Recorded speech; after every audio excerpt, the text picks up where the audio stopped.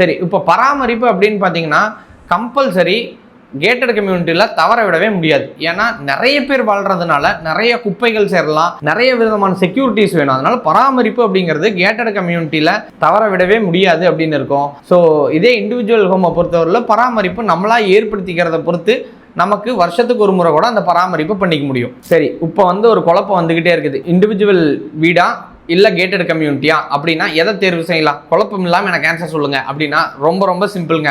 உங்கள் வீட்டில் aged peoples இருக்கிறாங்களா, சில்ட்ரன்ஸ் இருக்கிறாங்களா, இல்லை நீங்கள் நான் ஒரு சோசியல் லைஃப் ஸ்டைலில் இருக்கணும்னு நினைக்கிறீங்களா, நீங்கள் கண்ணை மூடிட்டு கேட்டட் கம்யூனிட்டி போகலாம்.